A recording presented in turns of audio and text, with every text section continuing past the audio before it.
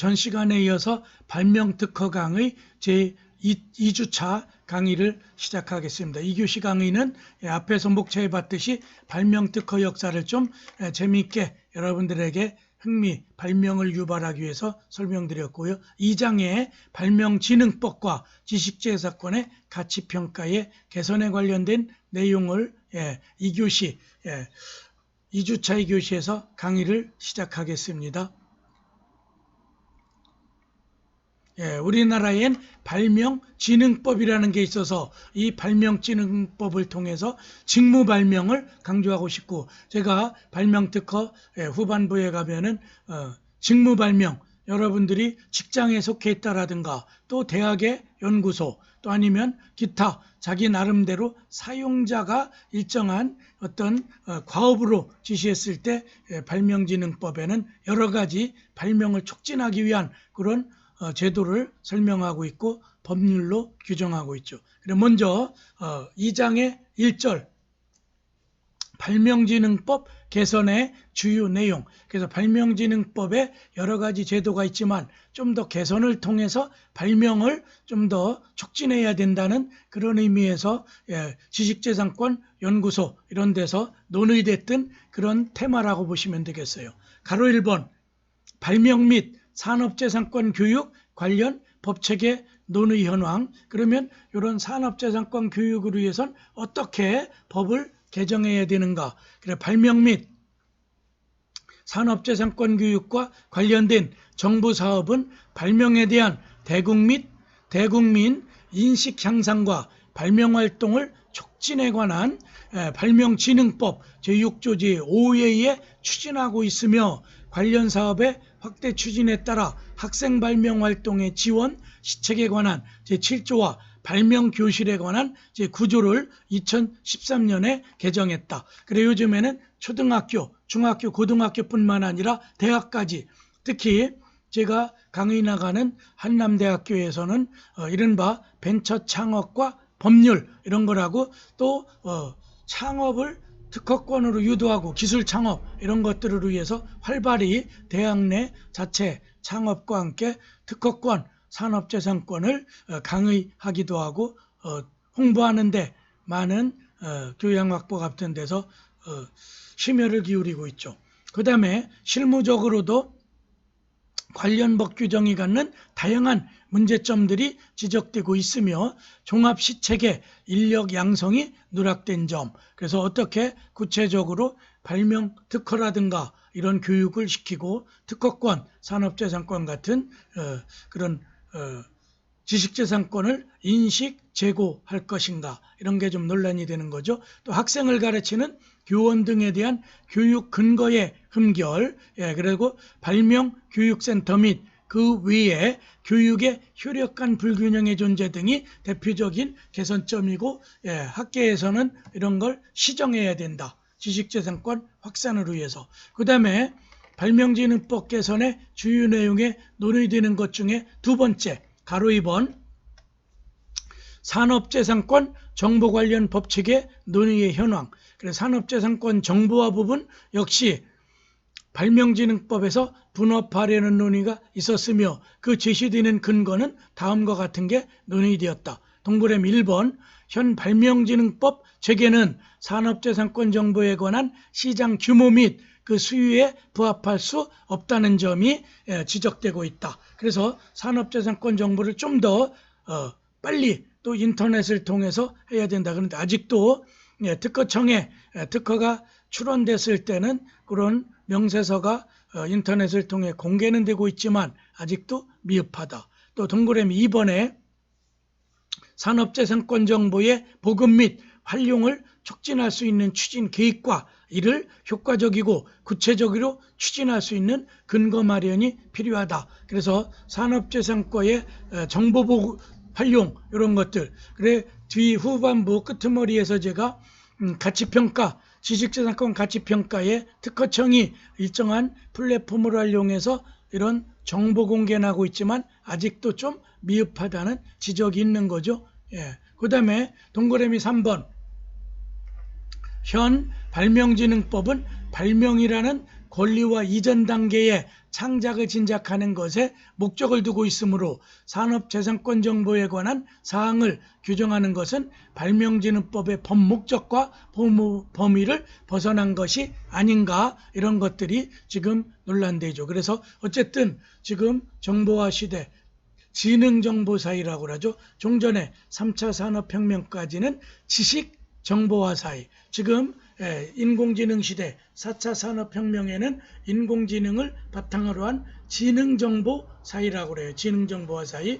그래서 산업재산권 정보에 관한 사항을 규정하는 것이 아직 미흡하기도 하고, 그 정보를 그 모든 국민에게 공개하는 게 전반적으로 미흡해서 발명진흥법 개정을 통해서 이런 내용을 반영해 볼 필요가 있다. 그 다음에 가로 3번에 산업재산권 서비스 관련 법체계, 그래서 산업재산권 서비스의 법체계를 다시 한번 개정해 봐야 된다, 이런 거죠. 2008년 8월 국내 지식재산 서비스업 활성화 및 관련 기업의 육성을 목적으로 한국지식재산 서비스협회를 설립하는 등 최근 지식재산 서비스에 관한 많은 관심이 존재하나 당시 지식재산 서비스에 관한 사업의 법적 근거가 불명확하는 등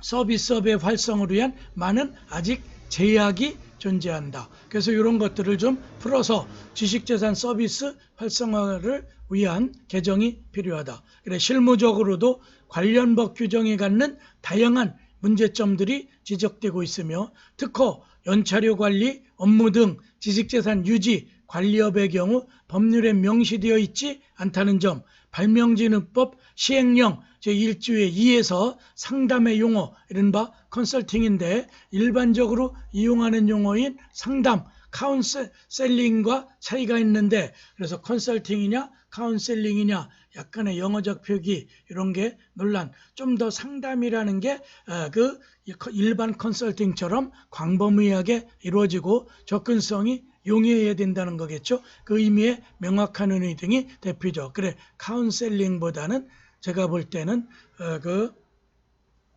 컨설팅, 이런 게 더 정확한 영어적 표기가 아닌가 생각하고요. 그 다음에 가로 4번에 산업재산권 분쟁의 조정 관련 법체계 논의 현황. 그래서 이제 산업재산권 분쟁이 발생하면 조정을 하거나 이걸 소송으로 가면 여러 가지 지연되고, 그러니까 소송위 대체제도, ADR, Alternative Dispute Resolution, 뭐 이런 거죠. 그래서 우리가 조정, 화해, 그 다음에 중재, 그래서 제가 볼 때는 산업재산권 중재원 또 내지는 지식재산권 중재원 설립에 관한 이런 게 시급하죠. 그래서 산업재산권 분쟁조정제도가 발명진흥법에 명시되어 있으나 동제도의 활용이 활발하지 못한 상황에서 제도적 활성화 방안으로 법체계 문제, 즉 이런 분쟁조정기관이, 그래 의료분쟁, 그러면 의료분쟁 조정위원회, 조정원이 있죠. 또 그 다음에 언론중재원, 또 상사중재원, 무역분쟁 같은 거는 우리나라 무역센터 삼성동에 있는 거기 37층에 가면 대한상사중재원이 있죠. 또 그 다음에 언론중재원이 있죠. 언론으로 인한 명예훼손 같은 게 있다면 그거는 시청 앞에 프레스센터, 서울신문사 건물 20층인가 하여튼 10몇 층에 그 언론중재원. 그래서 제가 볼 때는 산업재산권 중재원 같은 걸 설립해야 돼. 한국 산업재산권 또 내지는 좀 더 넓게 저작권까지 포함해서 지식재산권 중재원, 이런 걸 저는 강조하죠. 그래, 그 뒤에 조금 더 설명하면 그동안 ADR, Alternative Dispute Resolution이죠. ADR에 대한 이게 분쟁 위적, 소송 위적 분쟁 해결 수단, 이걸 ADR이라고 그래요. 민사소송에서. 발명진흥법 개정은 시행령상의 규정을 발명진흥법에 직접 규정하는 선에서 이루어져 왔다는 점에 한계가 지적되며 제도적 활성화를 위하여 위원회의 물리적, 감정적 접근성 개선 등의 요구가 지속적인 문제로 제기되고 있다. 그래서 분쟁 조정원 내지 조정제도라든가 중재제도 이런 게 발명진흥법에 반영돼야 된다. 가로 7번에 발명진흥법의 목적을 앞에서 제가 발명진흥법을 강조한 게 여기에 나와요. 발명을 장려하고 발명에 신속하고 효율적인 권리화와 사업화를 촉진을 하는데 필요한 사항을 정한 법률을 발명진흥법, 이게 이제 발명진흥법의 목적이 되겠죠. 또 산업의 기술 경쟁력을 높이고 국민경제 발전에 이바지함을 목적으로 하는 발명진흥법의 목적. 그러니까 여러분이 발명진흥법에 여러 가지 규정이 있는데 발명 특허를 학습하는데 발명진흥법을 꼭 찾아보실 필요가 있어요. 그 다음에 아까 제가 발명진흥법에는 직무발명제도가 있다고 그래서 가로 8번에 직무발명을 설명해 보겠어요. 직무발명이라 하면 종업원, 법인의 입원, 임원 또는 공무원, 이하 종업원 등이라고 표기하고 이 직무에 관하여 발명한 것이 성질상 사용자, 법인 또는 국가나 지방자치단체 이하 사용자 등이라고 해서 업무 범위에 속하고 그 발명을 하게 된 행위가 종업원 등의 현재 또는 과거의 직무에 속하는 발명을 넓게 직무발명.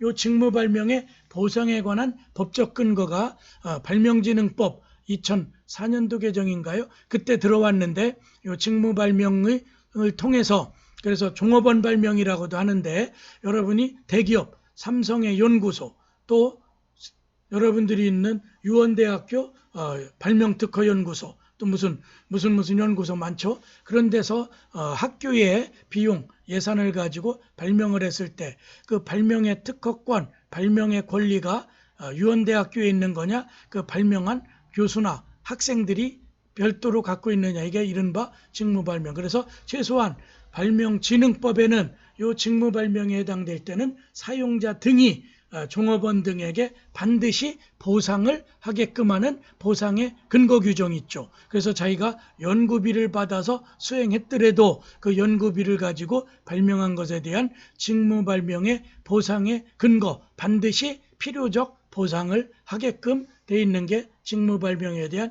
발명진흥법의 논의예요. 그 다음에 가로 9번에는 특허 전담인데 점이라고 돼 있네. 특허 전담부서죠. 사용자 등에서 산업재산권에 관한 기획, 조사 및 관리 등의 업무를 담당하는 그런 전담부서. 그러니까 이제 각 기업이라든가 특히 요즘에 산학협력단, 저도 이제 모건대학교에서 산학협력단에서 한 4년 반 동안 제가 특허, 기업 특허를 담당하면서 특허권 이런 거에 대한 걸 했고 학교 강의에서도 지식재산권 이런 걸 강의했거든요. 어쨌든 특허 전담부서를 대학이든 기업이든 둬서 특허권 관리를 위해서 필요하다. 그 다음에 10번에는 가로 10번에는 공익변리사. 여러분들이 요즘에 이제 의사들 파업에 많이 논란되는 게 공익의사 뭐 이런 거죠. 또 여러분들이 공익요원, 요즘에 이제 김호중 미스터 트롯에서 4등인가 상 탔죠. 트바로티 뭔가 성악적 기법으로 트로트를 노래한다 그래서 그 사람이 서초구청에서 공익요원으로 그 근무한다. 군대 간 거죠. 나이는 많았는데 미루다가 이번에 군대 입대했죠. 그래서 이제 공익 근무요원으로 하고 또 공익 변호사, 공익의사. 그래서 일정한 국가가 채용을 해서 어떤 사각지대, 지금 이제 법률 구조공단 같은 데 근무하죠. 공익 변호사. 또 공익 변리사 제도, 그래 발명진흥법 제26조의 이에 따라 설치된 공익 변리사 특허상담센터에서 업무를 수행함에 특허권 출원 내지는 지적재산권을 도와주는 이런 공익변리사 제도가 발명진흥법에 들어왔다. 그래서 26조의 2 그러니까 최근에 개정되면서 들어온 제도겠죠. 어쨌든 이런 게 발명진흥법에 대한 개정론이고요. 그 다음에 두 번째는 지식재산권의 가치평가의 개선에 관한 문제, 최근에 국가지식재산위원회에서 논의돼서 제가 이걸 스크랩해 왔어요. 그래서 지식재산권의 가치평가 개선에 대한 논의, 가로 1번 2020년 9월 4일 얼마 안 됐죠. 제27차 국가지식재산위원회를 개최했는데 지식재산권의 가치평가의 전면적 개선 방안을 발표했다. 여기서 지식재산 가치평가라는 용어를 설명해 보면 IP평가인데 특허 등 지식재산권을 금융거래 대상으로 활용하기 위해 경제적 가치를 평가하는 것, 즉 경제적 가치를 공정하게 평가해서 이른바 담보 제공을 하는 거죠. 그러니까 중소기업이라든가 또 나의 연구 역량은 충분한데 거기서 연구비를 충당한다라든가 또 여러 가지 발명을 수행하는데 비용, 시약 같은 걸 만드는데 비용이 들어간다면 그런 비용을 충당하기 위해서 내가 갖고 있는 지식재산, 또 아직 특허로서 완전히 얻진 않았더라도 그 지식재산을 같이 평가받아서 한 2억 상당 된다. 그러면 그 가치평가서를 가지고 금융기관에서 담보로 제공하고 이른바 유체동산, 무체동산 담보가 되겠죠.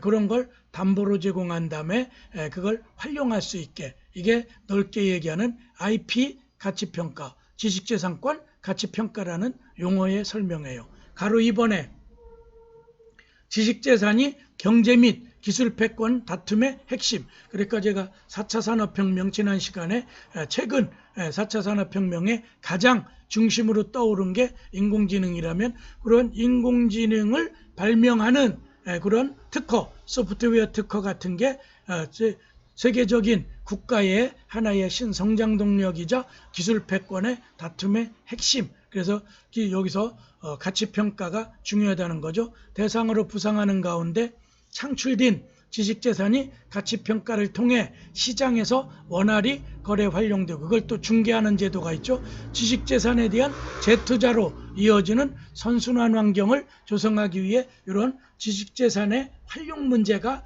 이른바 지식재산 가치평가 제도로 지금 자리 잡아가는데 그거를 통해서 뭐예요? 어떤 R&D, 국가연구기관이나 또 대학의 연구기관, 또 기업체의 연구기관 그런 데 속해 있는 직무발명만큼 중요한 게 지식재산 가치평가제도이다. 그 다음에 가로 3번에 지식재산 가치평가의 시장은 최근 급성장하는 추세인데 2018년 2년 전이죠. 2,500여 건에 불과했던 지식재산 가치평가 건수는 작년 2019년도에는 거의 1.5배가 더 2.5배죠. 4,300건. 그러면 올해 2020년도에는 만 건 수준으로 올라가지 않을까. 그리고 올해는 연말까지 6천여 건 규모를 넘어설 걸로 예측. 제가 볼 땐 만 건에 다다를 걸로 봐요. 그렇게 지금 지식재산 가치 평가 제도가 이제는 시장에 큰 경제적 가치를 떼고, 그리고 이게 이제 금액으로 평가하는데 안 해봤지만 몇십억은 되지 않을까. 이라고 이제 이런 게 몇백억.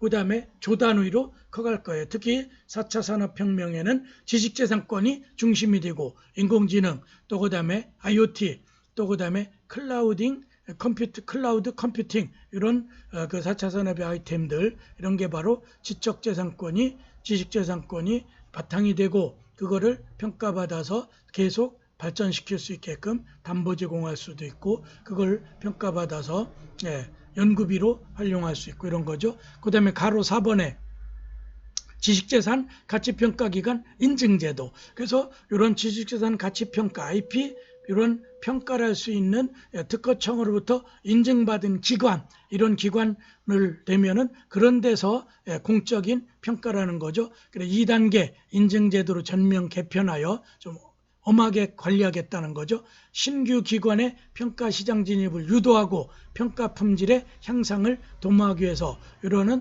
가치 기관, 평가 기관 인증. 그래서 그런 걸 제 아는 변리사님도 변리사 법인을 만들어서 요 인증을 받기 위해서 많이 뛰고 있는 걸 옆에서 지켜봤어요. 그래서 이런 가치 평가 기관으로 A라는 변리 법무법인이 인증을 받게 되면 그를 통해서 거기서 인증받은 인증서를 가지고 담보 제공 같은 걸 할 수 있는 거죠.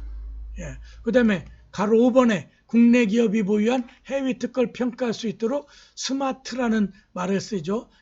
SMART3, 스마트 3를 통해 미국, 유럽, 중국 등 주요 특허의 등급평가 서비스를 이런 걸 제공한다. 그래 넓게 이런 게 이제 특허청이 하는 서비스인데, 그래 스마트 3 이렇게 설명해 보면 특허의 상대적 우수성을 평가하기 위해 개발된 특허평가 시스템이다. 그래서 기술평가 제도의 하나인데 스마트 3라는 제도로 플랫폼을 만들어 놓은 거죠.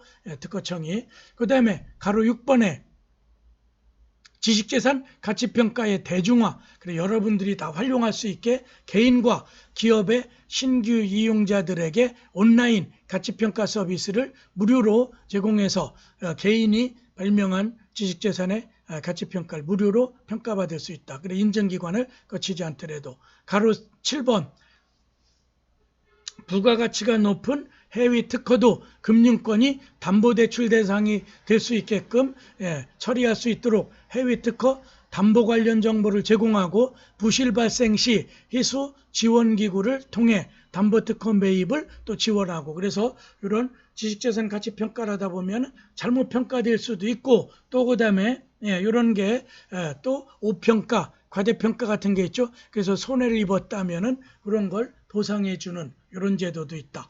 또 가로 8번에 발명진흥위, 그래 우리나라 이제 한국발명진흥 이런 게 있죠. 발명진흥위의 스마트 아까 3, 또 기술보증기금의 KPAS, 카파스라고도 하는데 KPAS 서비스 등 공정한 평가 가치를 반영하고 민간 지식재산 평가 서비스업 육성을 지원해서 발명진흥위에선 그런 활동을 구체화하겠다. 뭐 이런 게 국가지식재산위원회에서 현안으로 바로 얼마 며칠 전이죠. 제안됐던 거예요.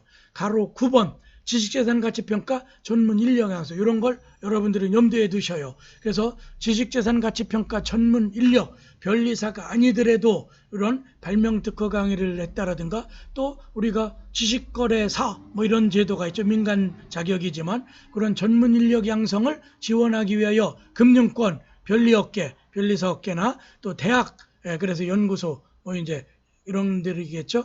등을 대상으로 지식재산 가치평가 교육과정을 운영하는 걸 하겠다. 그래서 여러분들이 제 발명특허를 들어서 이런 정보를 얻어서 여러분들은 가치평가 전문 인력, 그런 인증서 같은 걸 받으면은 가치평가 기관에 요새 취업이 어려운데 취업할 수 있는 그런 게 가능하겠죠. 그게 바로 최근에 지식재산 한국 국가지식재산위원회에서 논의된 거고, 조금 쉬었다가 원래는 제가 강의가 2교시까지인데 유튜브다 올리는 관계로 3교시, 3교시는 뭐 20분도 안 될 거예요. 어쨌든 그 3장 첨단과학기술과 특허권의 관리에 대해서는 제 3교시로 편성해서 강의하겠습니다. 10분 쉬었다 할게요. 커피 한 잔씩들 하세요.